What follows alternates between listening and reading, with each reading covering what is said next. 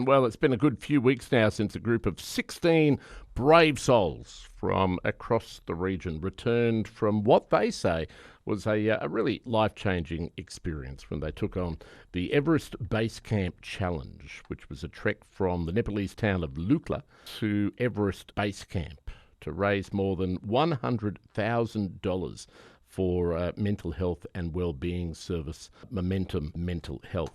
It was an incredible achievement, but it was also an incredible adventure. And ever since they've been back, I've been wanting to get as many of the group as I could to come in and have a chat about just what that experience was like. So joining me in the studio this morning, Craig Sleeman, who took it on, Chris Black, the chairman of Momentum Mental Health, Megan O'Hara Sullivan, and Heather Roberts. They join me in the studio now. Team, welcome. Good morning. Lovely to have you all in. Thanks, Thank Dave. you. Happy to be here. Pleasure. You've all been back in the country for a few weeks now. How long did it take you all to recover? Mate, I'm still recovering. I've been really exhausted, tired, emotionally, physically. I haven't done a full gym session since I've been back, to be honest. So it's taken me a lot longer than probably most, and still getting rid of the kumbu cough, which is the local cough over there. So yeah, Right. it's been a big one for me. Even though you did quite a bit of training in the lead up to it. Yeah, no, absolutely. Very probably physically fit, but it's just taken a lot out of me. Yeah. What about you, Megan?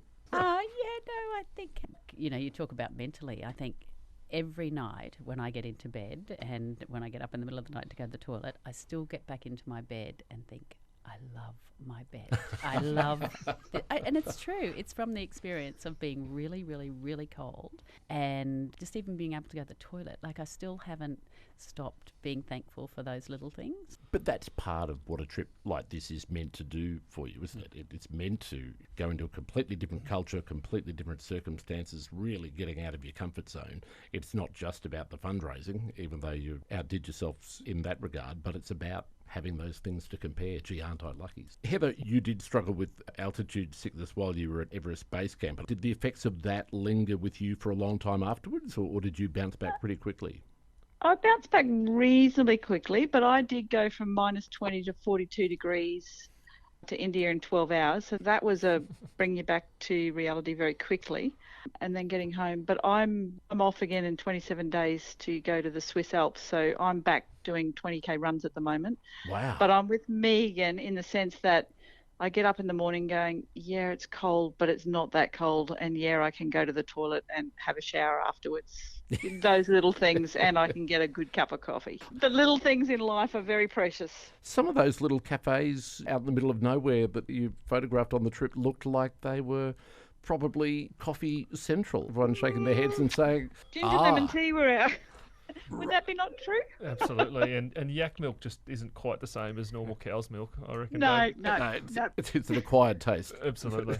Craig, you'd agree with this? The cuisine wasn't really the purpose for the trip. Well, look, we actually had a really good mix of cuisine along the way. At a couple of the more developed villages, I guess, you could get a more decent cup of coffee, let's say. But absolutely, the whole way up there was everything from yak milk. We all carb loaded for the 10 days or so we were hiking, because there's plenty of potato, plenty of rice, plenty of eggs.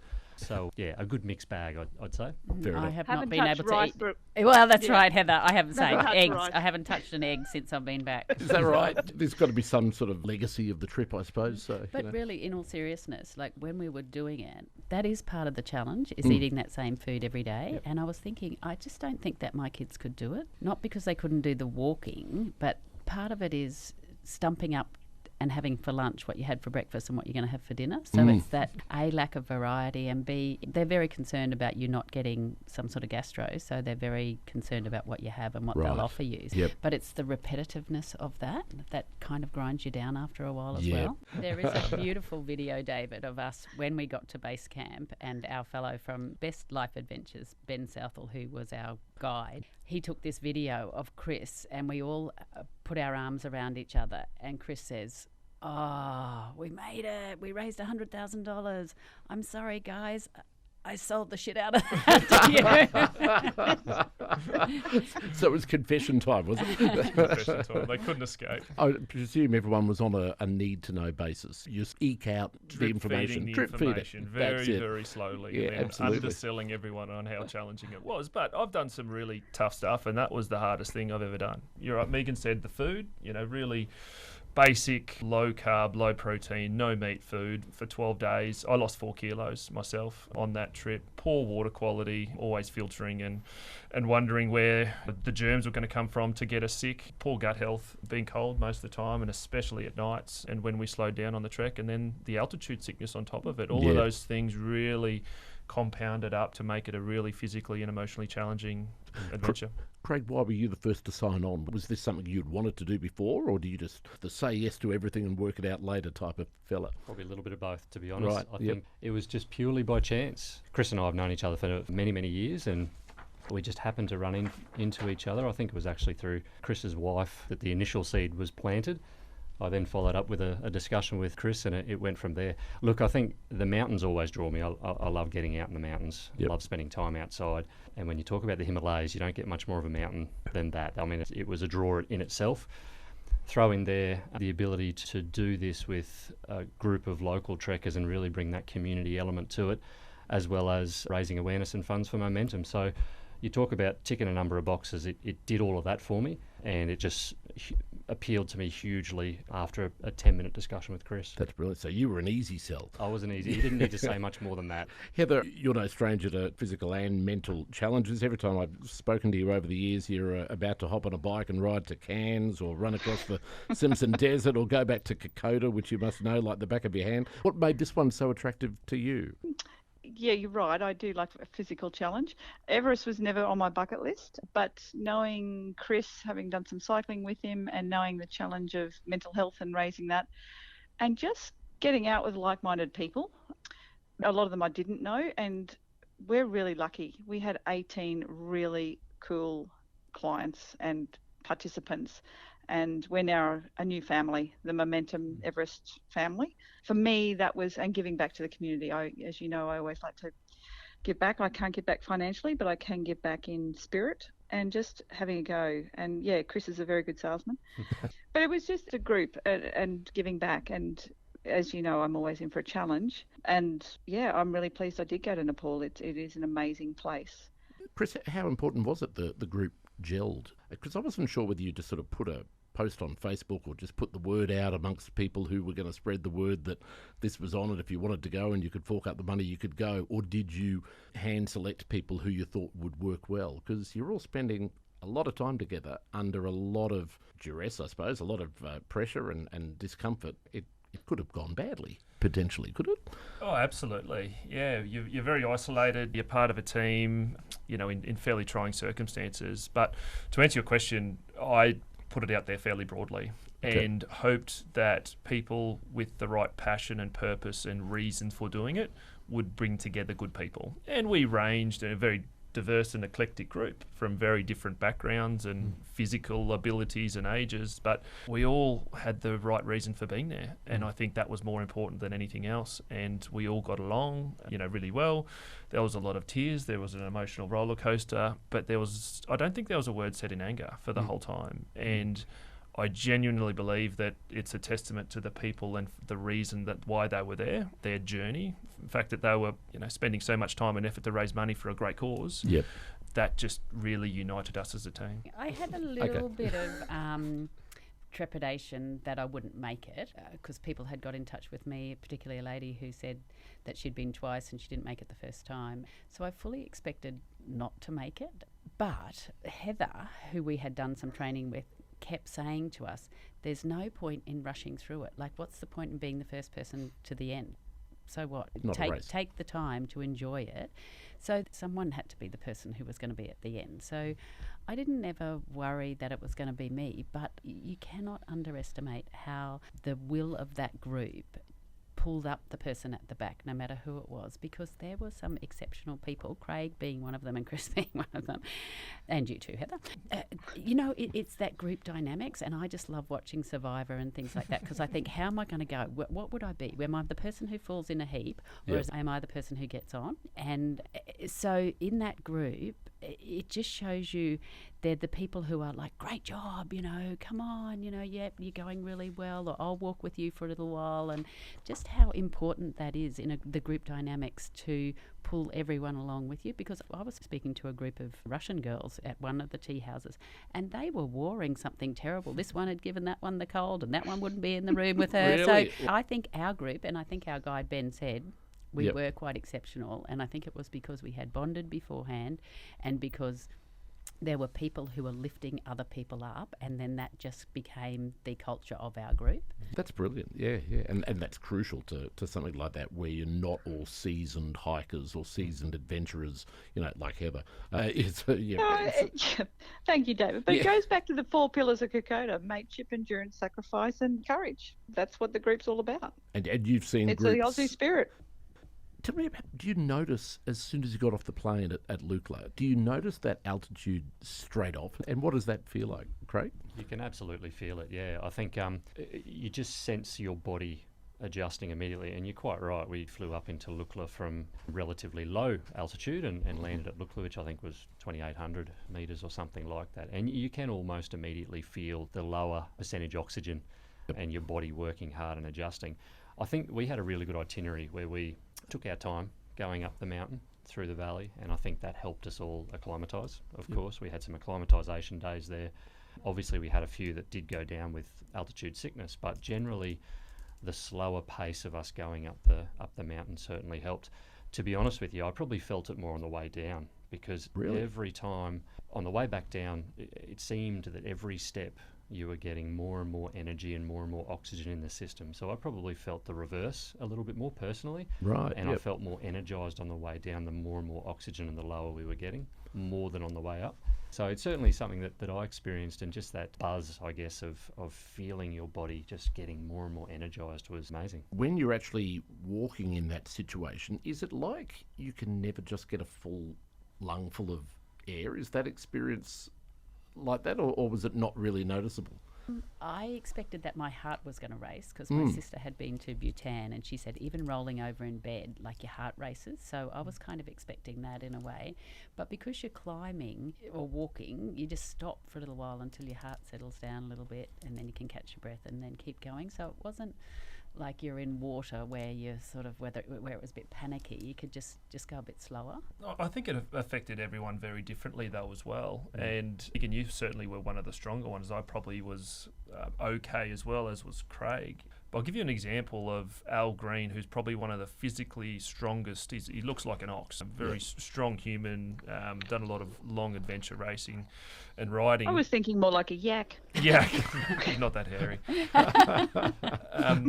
We got to 5,000 metres on the day that we got to base camp, and on that trek on the way in, he couldn't break his walking poles to slide them in.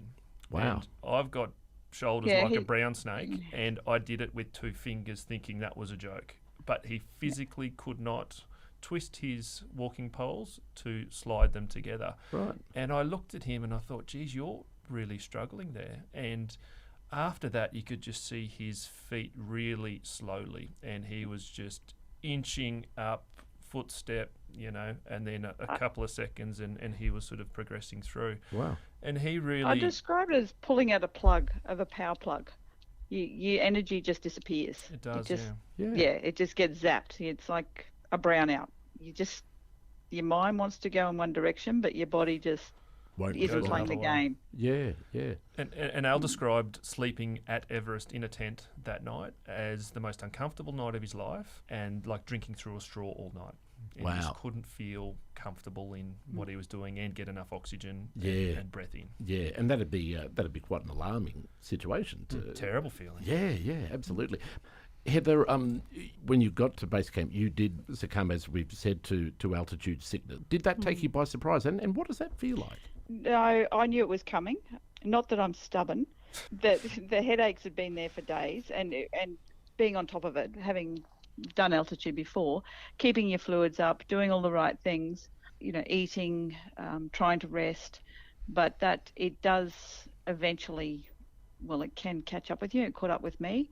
I had nothing left in the tank, nothing at all when I got to base camp, and those around me were very supportive. They could see what was going on. I was doing my best to, I guess, cover it up and look after myself. But yeah, I had nothing left in the tank, absolutely nothing. The support of the crew that night to get me through the night, and then I tried very hard to walk out the next day. But if it wasn't for a great storyteller being Chris and carrying my pack, and he'll attest, I swear I was walking in a straight line, but apparently I wasn't. So I did have to eat humble pie and heed my information that I would give to anybody else is, it's not worth it, get on the chopper.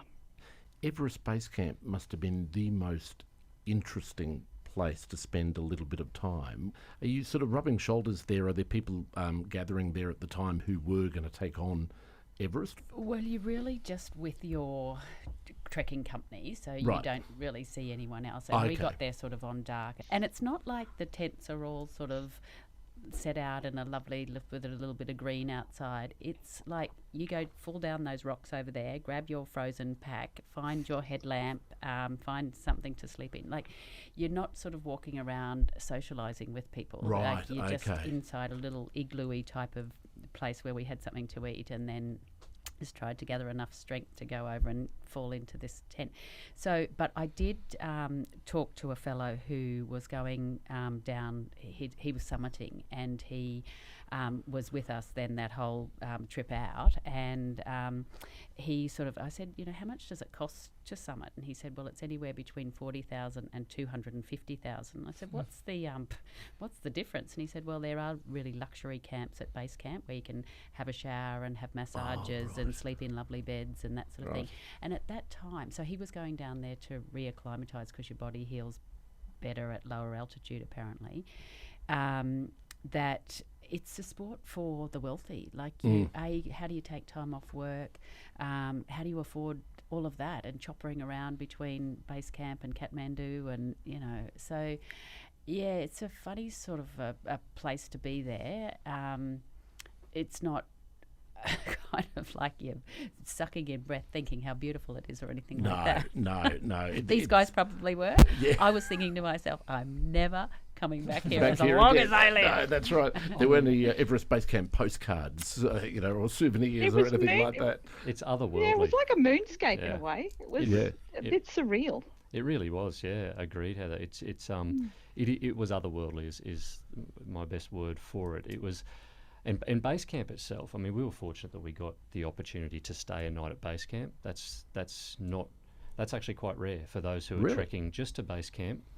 Normally, those groups who trek to base camp get to Trekkers Rock, where everyone takes their photo, and then have to turn around and go back down the valley to the... So there's a limit, even if you've got your own tents, there's a limit to how many people can stay there. Yeah, so I think it's reserved largely for those who are summiting. And we were there right in the heart of the peak climbing season. So when we were there, most of the summiters were out doing their rotations up and down the mountain. So we were there for that. We didn't see a huge amount of activity, but you could see them in the middle of the night, see the lights, because they start in the middle of the night, because as soon as the sun hits the snow, it gets too slippery. So you could see them. And they had said, sorry, Craig, I'm talking over the top of you. They had said to us, you're going to have the worst night's sleep in your life at base camp because you'll hear all the avalanches. I didn't hear the avalanches. Yeah, there are a few of them. Too tired. But did anyone? Absolutely, yeah. And did it feel like they were coming to get you? It was eerie. I mean, I remember because it was the worst night's sleep I've probably ever had because I didn't sleep. It was -20 and it was just hard to get warm. Being at almost 5,500 metres, you do feel it. Everything's an effort. I think someone said before, rolling over in your sleeping bag, you feel the effort on the body. So, and then the third thing was the avalanches. And every half an hour, I swear, I heard some form of rockfall or avalanche. And because you're in the valley, it echoes, it makes noise, it seems to linger for what seems like minutes. I'm sure it's only seconds, but it seems to linger for a while. And it is quite eerie because you're wondering, well, how big was that? Is it coming our way? Is it? a fascinating experience, and one of those experiences where I didn't mind not sleeping because I was able to experience all that uncomfortableness and just an odd and strange place to be in, but a fascinating place at the same time. Yeah, indeed. To be honest, I found base camp as the most beautiful spot I'd ever seen. Right. And Yep. I think I was running pretty high on adrenaline. Walking into base camp, you're walking along this lunarscape on this rocky outcrop, which is the glacier. So it's a moving glacier.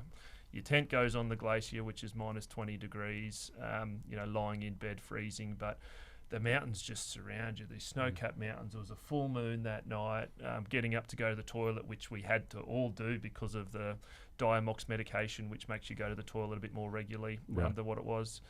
And I was just sort of pinching myself, looking out across the Khumbu Glacier at the trekkers' headlamps going up to Mount Everest. And I'd watched a lot of docos and experienced that on TV, but seeing it firsthand was just absolutely magical. Must have been amazing. Yeah. But do you know another really beautiful thing, David? When we got to the rock, we were all standing around and, we realised that Chris had pulled the wool over our eyes, but really happy that he had. Yep. Chris says, now I've been in touch with all of your loved ones and I've got a letter here from your next of kin, and he pulls these envelopes out of his jacket, and we all got a letter from our loved ones. Oh, really? So you can imagine how was pretty emotional moving. that was. Yeah, and that yeah. attention to detail, it was just so beautiful. How fantastic! It's straight out of the Survivor playbook, Chris. But it hit all the right spots. And then I voted a few out the next day. Yeah, that's right. Yeah, how was Tribal Council that night? Yes, indeed. Lovely touch though, because at that time, everyone would have needed that boost. It'd be hard to put an energy figure or a dollar figure on what that was worth, I'm sure. Yeah, it was really meaningful, and I was extremely emotional as well. Just having everyone there, and very proud of what we'd achieved, because we actually made the $100,000 fundraising target on the day that we hit the rock as well. Yeah. So it was pretty memorable. And tell me about that. I mean, that, and I shouldn't say amazed me, because that suggests that I didn't have high hopes, but you're all well connected in the community, so it's no surprise that you're all well supported. But that was still a really formidable goal. What did that feel like for all of you? Chris, I'll start with you. Elaborate on what that felt like when you passed that $100,000 mark. Yeah, I was just so proud, and I think a big part of me was relieved as well, because I put it out there, and it was a fairly audacious big goal to try and get that, and we intentionally tried to do it at a grassroots level. And the fundraising of $105,000 that we made is substantial. I can't deny that, and we are so proud of everyone who's contributed and all the individuals that gave little amounts of money to add up to a huge amount of money. But the thing I was absolutely most blown away by was everybody's openness, vulnerability, and advocacy for talking about mental health. And we had our Momentum team shirts on. That opened so many conversations along the trail.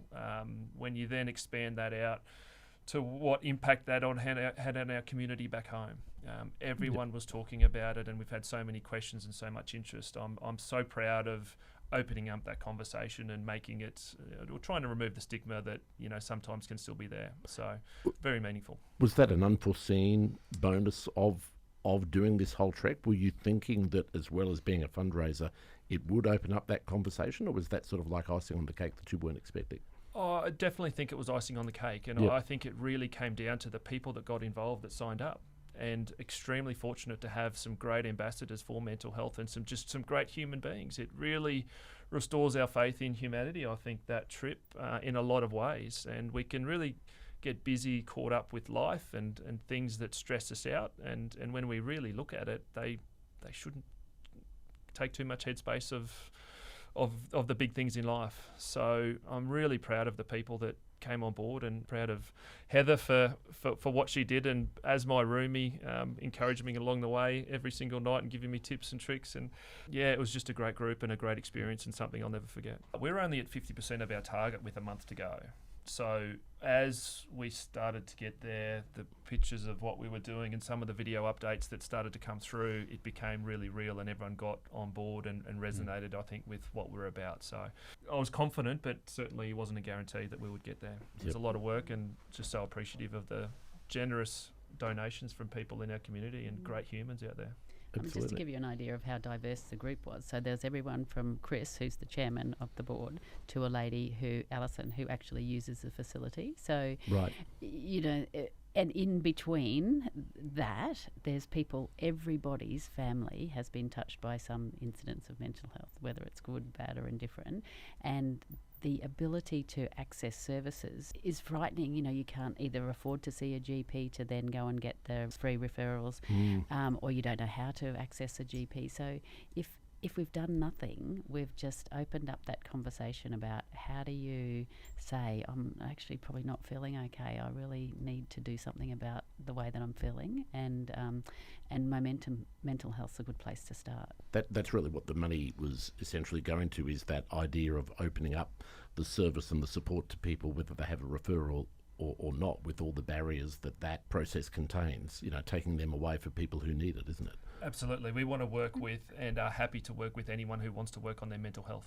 Yep. So we don't want to discriminate by any label or stigma around any sort of diagnosis. If someone wants to work on their mental health, we want to help them, because that's a positive attitude, and that message will be spread more broadly. So, David, you asked a question earlier of why. I think Chris just hit that on the head. The ability to provide the space and the services for anyone willing to walk through that door is probably one of my main reasons for joining. And one of my proudest moments of being involved in this, as you know, I've worked in health for far too long. The stigma of mental health still sticks like a stick fast flea. And I think one of my proudest moments of being involved in this is everyone's openness to break that stigma, as well as raising the money. Every single one of the participants was proud, if not joyous, about talking openly about mental health. And for me, as a health professional, that was profoundly liberating to find a group of people to do that. Now that you're back home, thinking about the trip, what is the image that makes you smile when you think back on it? Megan, what would yours be? I think at the end, where we were all back together again and we stayed a couple of nights back in Kathmandu, how physically and sort of emotionally easy we were with each other. I can remember, because there was a couple of younger ones who were just fantastic, and their energy was brilliant, and they would just sort of stand near you and hug you.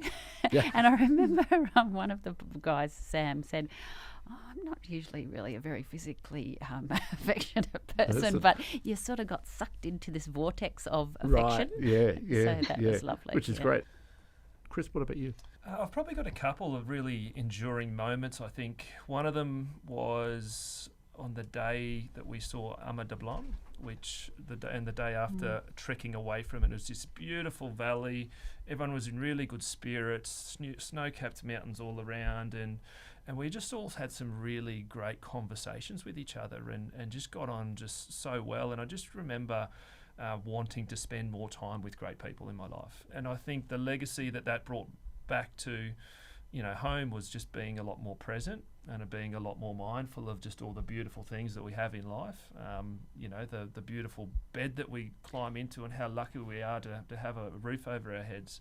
Some of those things just, blew me away, and I think we all need to make sure that we remember some of those things and don't get caught up with the busyness of life. Great. What immediately comes to mind? David, absolutely hard to pick one. I'll agree with both what Megan and Chris have said, and also Heather. They highlights of mine.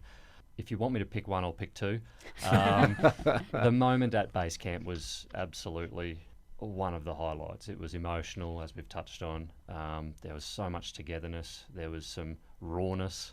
And at the end of the day, that was one of our main targets, was to hit base camp. And we got there. And to spend that moment with that group was absolutely something that words can't describe, because it is a feeling, it's a moment, and something that we'll all share and remember together for a long time. The second one is just day after day of hiking being surrounded by the Himalayas. And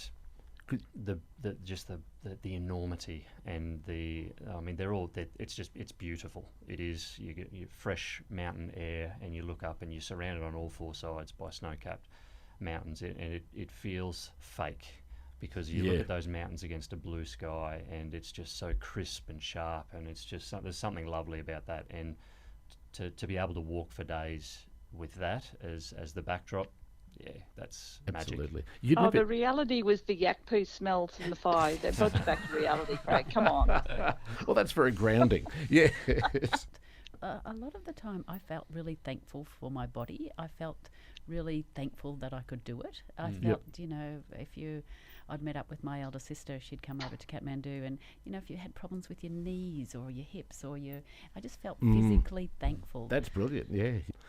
Can I say to the four of you, such a pleasure to have a chat to you. I could talk about this all day. There are so many questions I have. So thank you all very much for being frank and candid, and sharing what was an amazing chapter of your lives. So thank you all very much for joining me.